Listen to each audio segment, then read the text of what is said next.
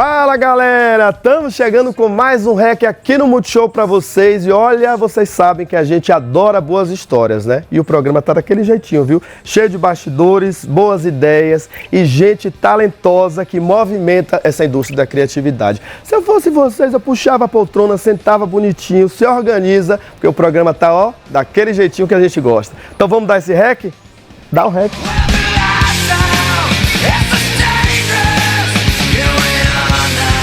Hoje você confere a presença e as ativações da Heineken no Grande Prêmio de Fórmula 1 São Paulo 2025. E a parceria da Gerdau com a prova, mostrando como a marca se conecta a um dos maiores palcos do esporte mundial. Um papo especial com Brisa Vicente da Droga 5 sobre o olhar contemporâneo da agência em São Paulo. E ainda falamos das oportunidades e potencial do consumo 50+. E na Seleção REC, mais um filme especial para você. A Heineken segue mostrando que entende tudo de criar experiências inesquecíveis. E a gente mostra agora para vocês como é que foi a presença da marca no Grande Prêmio de Fórmula 1, que eu vou dizer um negócio, foi o Grand Prix mais verde de todos. Olha só.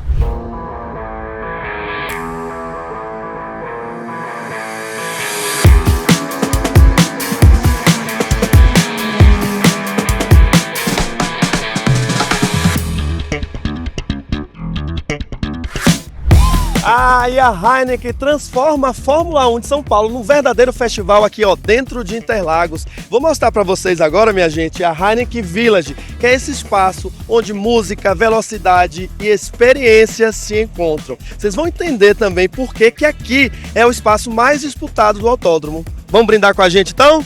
Venha!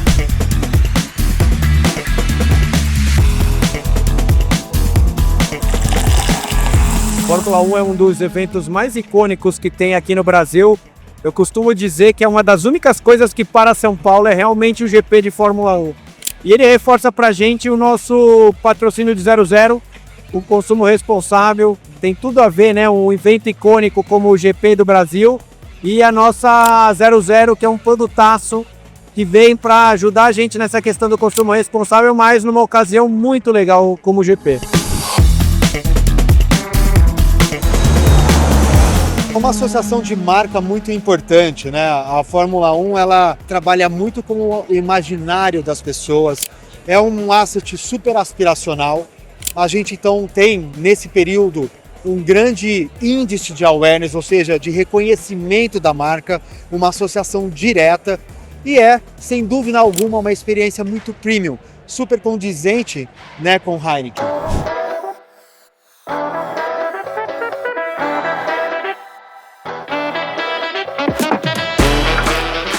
Aqui, por exemplo, no Heineken Village, as pessoas podem curtir a nossa famosa tirolesa, mas tem também outras ativações muito ligadas ao universo da Fórmula 1.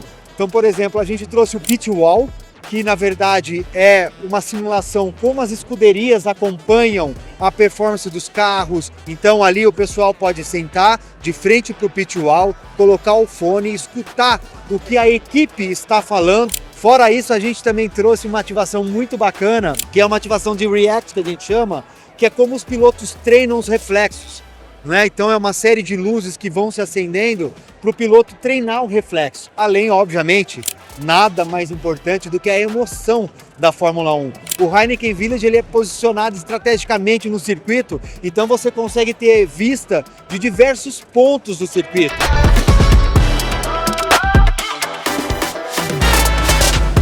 Com o Heineken Village, a gente traz uma experiência imersiva para as pessoas e quer mostrar que dá para curtir muito, que dá para ter muita socialização e muito entretenimento, sem deixar a diversão de lado, mas trazendo equilíbrio e trazendo também conscientização. Então, o Heineken 00 é a marca que assina o patrocínio da Fórmula 1 e também é a marca protagonista aqui do espaço, vem muito para reforçar esse lugar.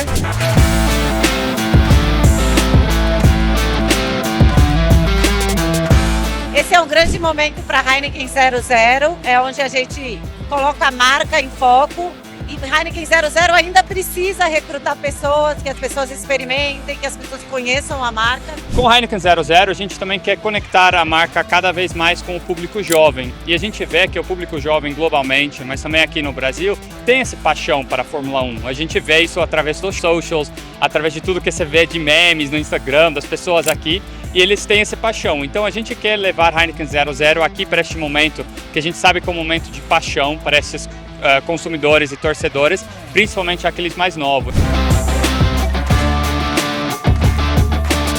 Desde 2016, quando a gente fechou a parceria com a Fórmula 1, a gente investe uma quantidade significativa da verba de marca para promover conscientização com campanhas de consumo responsável, né? Falando de When You Drive, Never Drink. E esse ano estamos com uma campanha no ar também, em parceria com o filme da Fórmula 1, que fala sobre moderação, mas com esse olhar um pouco mais fresco e novo, que é muito com o viés da liberdade de escolha. Foi um ano especial pra gente, eu arrisco a dizer que foi a melhor edição do Heineken Village. A experiência para o consumidor ela evoluiu muito, evoluiu em todos os sentidos, não só de ser um lugar legal, mas ser um lugar que se preocupa se a pessoa consegue sentar. Se chover, tem lugar coberto para a maior parte das pessoas, principalmente as que estão nas áreas VIP. É o único lugar do Brasil, no GP do Brasil, que você pode chegar a 30 metros de um carro. O Heineken Village é um lugar muito legal para quem ama a Fórmula 1, mas para quem não ama também é o melhor lugar que você está. É um momento muito especial, é um grande momento de celebração. Olha a quantidade de gente que tem aqui assistindo essa corrida. E a gente acabou de renovar a Fórmula 1 por mais vários anos, porque se tornou um grande parceiro nosso na construção dessa marca. Agora em 2026, nós vamos celebrar 10 anos desse patrocínio e a gente acabou de renovar, né? A Heineken é patrocinadora global da Fórmula 1 e obviamente o Brasil é um dos circuitos mais emblemáticos e aonde tem a torcida mais calorosa da Fórmula 1.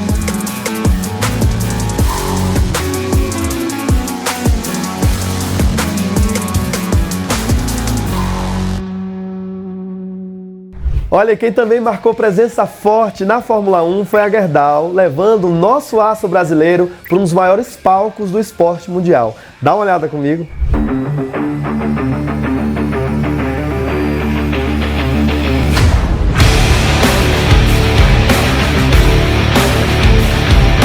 A gente vem cada vez mais nos aproximando do GP de São Paulo. Pelo terceiro ano seguido a gente é o aço oficial. E aqui o grande objetivo é a gente mostrar o nosso produto, o nosso aço, um aço reciclado. Um aço com muita tecnologia, de baixa emissão de carbono, presente aqui no Autódromo de Interlagos, na plataforma de bandeirada. A plataforma de bandeirada é o ponto talvez mais importante do circuito. É ali onde começa, ali onde termina o Grande Prêmio. Então a gente tem muito orgulho dessa nova parceria que a gente celebra aqui no dia de hoje.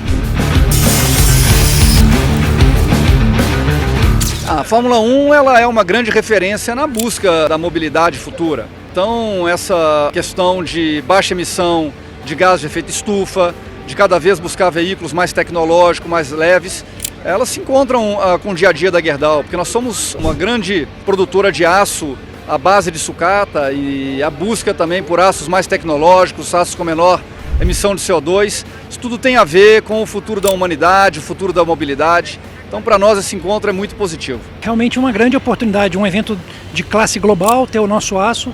Então, traduzir isso é muito importante, a visibilidade da Fórmula 1. Por isso a gente tem buscado nos associar a diversas personalidades do esporte, mostrar isso de uma forma dinâmica, lúdica, usando as redes sociais, usando os canais da própria companhia, para poder realmente levar essa informação para mais gente, não só aquelas que virão ao próprio autódromo.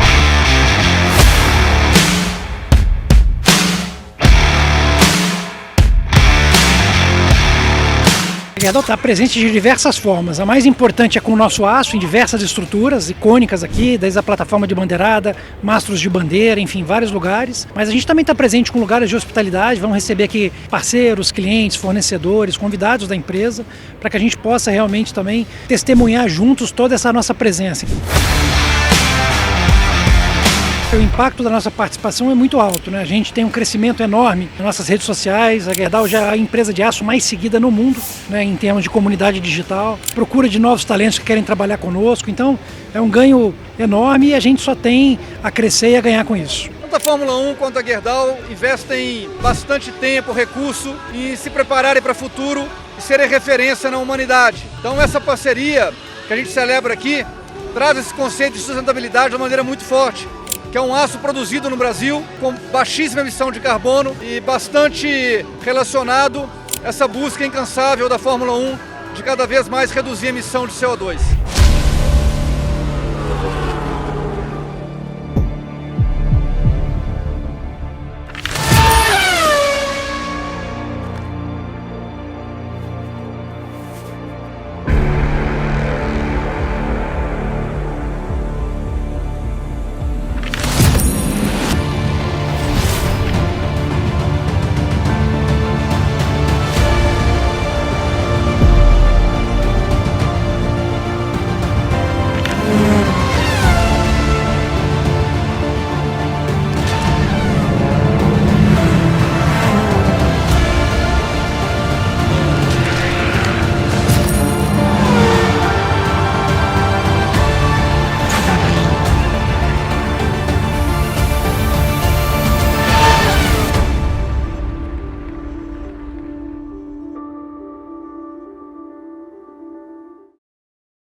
Um público exigente, conectado e com alto poder de consumo. Eu estou falando do mercado 50+. Aí eu quero saber, será que as marcas elas estão realmente dialogando de um jeito certo com essa galera?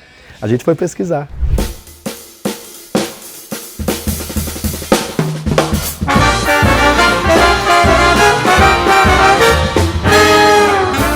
Nos últimos anos, o Brasil vem assistindo a uma verdadeira revolução silenciosa no consumo, a revolução da chamada geração prateada.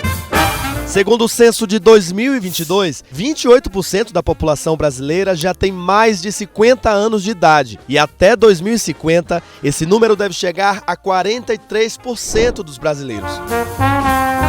Em 2024, esse público movimentou nada menos que 1 trilhão e 800 bilhões de reais no consumo das famílias. E em 20 anos, esse poder de compra pode dobrar, chegando a 3,8 trilhões, quase 40% de todo o consumo privado do país. Ou seja, estamos falando de um mercado vibrante, bilionário e que dita tendências. Mas apesar de todo esse impacto, mais da metade dos brasileiros acima de 55 anos não se sente representada na publicidade. E muitos criativos admitem, nunca receberam um briefing voltado exclusivamente a esse público. O nome disso a gente já sabe, é etarismo, um preconceito que ainda persiste na sociedade e na comunicação, reforçando estereótipos e invisibilizando consumidores maduros.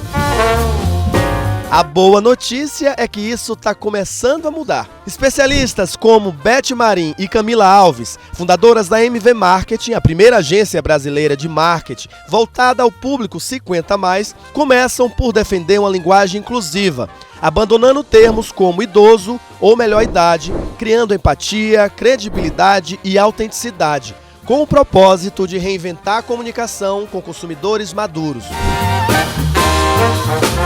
Nas redes sociais, o movimento também é cada vez mais visível. O perfil brasileiro A Voz da Razão e da norte-americana Colin Heidemann são apenas 2 exemplos que conquistaram fãs ao falar com humor e sabedoria sobre envelhecer e de como viver essa fase com charme, alegria e plenitude. No entretenimento, temas antes considerados tabu também vem ganhando espaço. A menopausa, por exemplo, foi tema de uma peça de teatro protagonizada por Cláudia Raia e também apareceu em entrevistas no Sem Vergonha, podcast da apresentadora Fernanda Lima, em conversas abertas sobre o tema com Angélica, Marina Persson e Camila Pitanga. Ou seja, o público 50+ está se tornando protagonista da sua própria narrativa. Hoje fala-se em perfis diferentes, os autossuficientes, que valorizam a liberdade, os exploradores que buscam novas experiências nessa fase de vida e os chamados sábios que compartilham conhecimento e tradição. Campanhas bem-sucedidas com esse público têm seguido 3 pilares. Primeiro, valorizar experiências acima de status, criando identificação emocional. Segundo, respeitar a autonomia e vivacidade, mostrando esse consumidor ativo em ambientes culturais, tecnológicos e de bem-estar, e não em papéis caricatos e passivos. E terceiro, produzir campanhas personalizadas, com representatividade verdadeira e presença presença em mídias relevantes, da TV às redes sociais. Estamos diante de um público que tem alto poder aquisitivo e voz crescente, e que quer ser visto de verdade, porque envelhecer não é sinônimo de fragilidade. É poder de compra, experiência, diversidade e futuro. A geração prateada chegou para transformar o mercado. E quem souber ouvir, vai sair na frente. Você já ouviu falar que um homem depois dos 40 anos fica ultrapassado, sem chance de se realizar profissionalmente, se não tiver atingido o ponto máximo da sua carreira até essa idade? Pois bem, pode ser surpreendente, mas é assim que muita gente pensa. Você não acredita? Então responda. Por que os anúncios classificados de certas empresas levam aquela frase com um preconceito em negrito? Idade máxima, 40 anos. Essas empresas julgam os homens com mais de 40 anos velhos demais para conseguirem sucesso profissional. E acham normal que eles comemorem o Dia do Trabalho numa fila de desempregados. Mas isso tem que acabar. Nenhum país pode se dar ao luxo de desperdiçar o potencial dos seus homens mais experientes. Empregador, tire dos anúncios classificados da sua empresa aquela frase com preconceito em negrito. Idade máxima, 40 anos. E procure descobrir o talento e a vontade de trabalhar que podem estar escondidos dentro de uma cabeça coberta de cabelos brancos. Lembre-se que todos os homens que você viu aqui fizeram sucesso bem depois dos 40.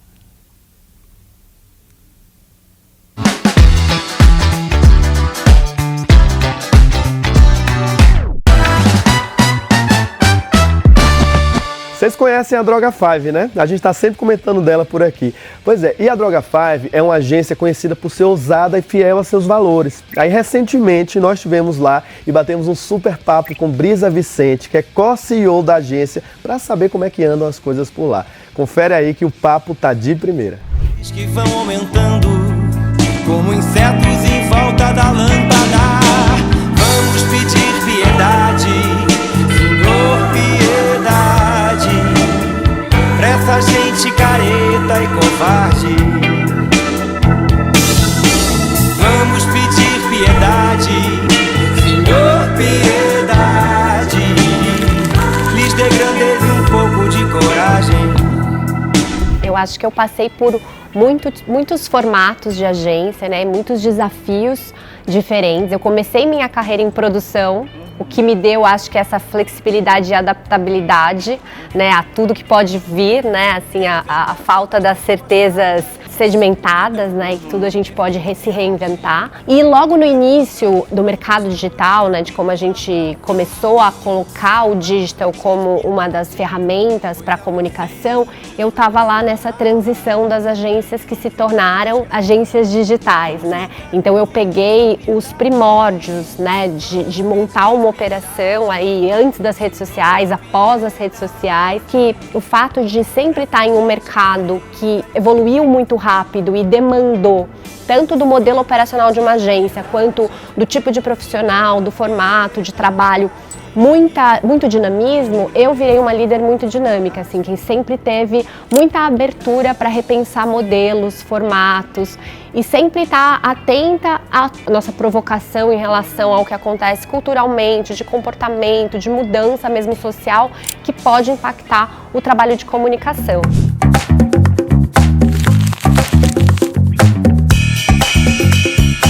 Sempre fui apaixonada por comunicação e eu sempre adorei quando a comunicação estava mais a serviço da história do que ao meio. Essa sempre foi uma provocação que eu sentia, justamente por ter essa carreira que nasceu desformatada, eu não gostava de criar para o formato, eu tinha essa inquietude. Ao mesmo tempo, também, a indústria da publicidade, ela era uma indústria que ela ainda carrega consigo algumas práticas que a gente pode até dizer que são tóxicas, né? Em relação à diversidade, acolhimento ao diferente, falta de competitividade também. Eu sentia muita vontade de entrar num lugar onde eu não sentisse que eu estava competindo sempre com alguma área, ou alguma área se sobressaía em relação a outra. E aí, quando eu conheci o projeto da Soco, né, quando tanto a minha conversa com o Cime quanto a conversa com o Pedro, eu fiquei absolutamente encantada com a hipótese do que eles estavam construindo como agência. O que mais me motivou a fazer parte do projeto, né, e olhar para essa área de operação e daí estudar metodologias, formatos, novos nomes de cargos para a gente dar conta do que a gente queria, era a hipótese de colocar a história primeiro, né, a história a serviço novamente e estar mais agnóstica aos meios, né, e também o fato de construir uma agência onde a cultura fosse orientada para a inclusão e diversidade, para a gente pensar um ambiente que fosse saudável, que as pessoas gostassem de trabalhar, se sentissem felizes, conseguissem equilibrar a vida pessoal e trabalho. Então essas duas hipóteses, tanto em relação ao produto quanto em relação ao processo, foram o que me encantou dentro da agência.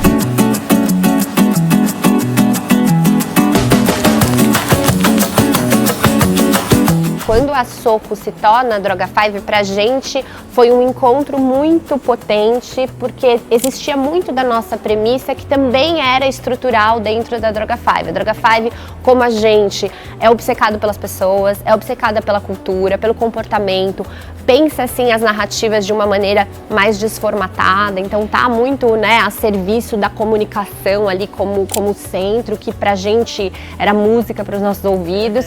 E a gente também entendeu que, ainda como Soco, a gente tinha muitas provocações do mercado, dos nossos clientes, para trabalhar e pensar globalmente, né? A gente atendia já marcas globais e a gente conseguia, de fato, fazer esse trabalho com a lógica e o modelo de pensamento e estrutura brasileira, mas a gente entendeu que se a gente estivesse, né, dentro de uma referência de criatividade e excelência, que é a Droga 5, a gente ia poder levar isso com muito mais escala.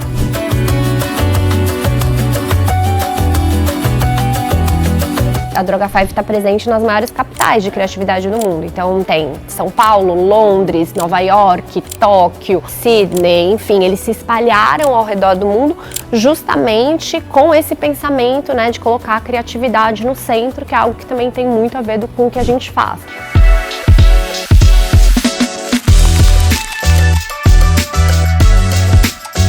Acho que a primeira coisa é sair do eixo São Paulo. A gente tem uma operação remota, então isso nos permite olhar para o Brasil com mais amplitude. Então hoje mais de 30% da composição da agência não fica no Sudeste.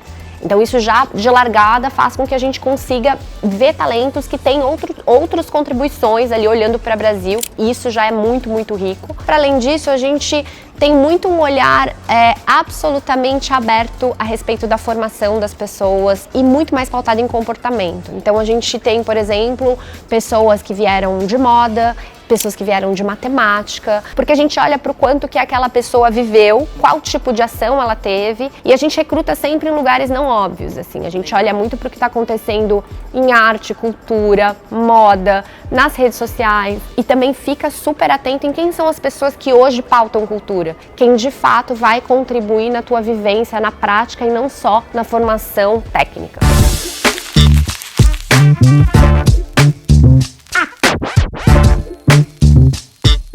Eu acho que é muito legal, assim, essa percepção de pioneirismo, porque eu acho que, na verdade, o que a gente quis foi só construir um ambiente que fosse saudável, que a gente entendesse que podia representar o Brasil, né, e que, de fato, fosse um lugar acolhedor para as pessoas trabalharem.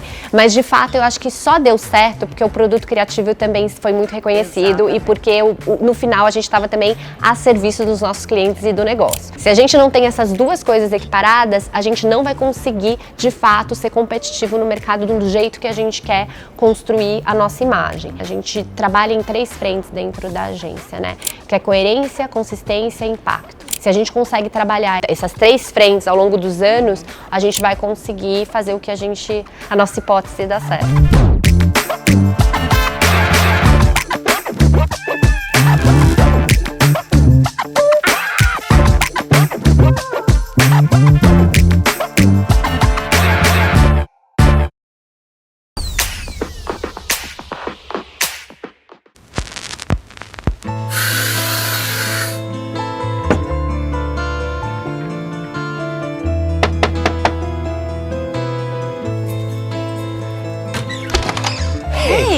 O quê?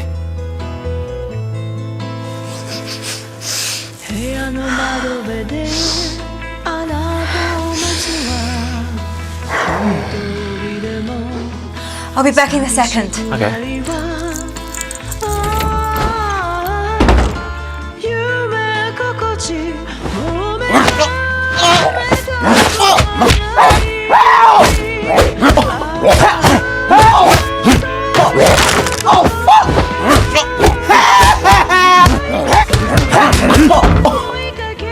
Oh, you love them.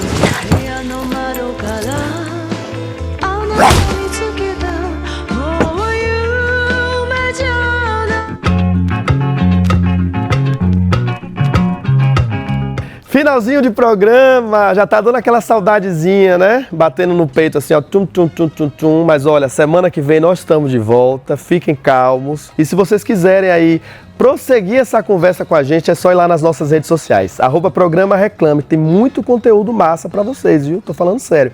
E ó, esse programa você pode rever também no Globoplay, assim como os programas anteriores. Vai lá, dá aquela moralzinha pra gente. Deixa eu agradecer aqui esse espaço incrível e maravilhoso chamado Casa Guilherme de Almeida, que nos recebeu super bem, né? É um museu onde você vai conhecer um pouco da história desse jornalista, desse poeta e escritor Guilherme de Almeida e também da sua esposa Baby de Almeida. Gente, é aberto a visitação de terça a domingo, traga a família e venha pra cá, viu? Que vocês não vão se arrepender. Agora deixa eu ir embora, semana que vem eu tô de volta. Um beijo, até mais. Curva do laranja ele parou pra tomar uma vitamina. Na curva do S quem não sabia escrever se deu mal, saiu da pista. Na curva do cotovelo ele saiu ser maravilhosamente bem.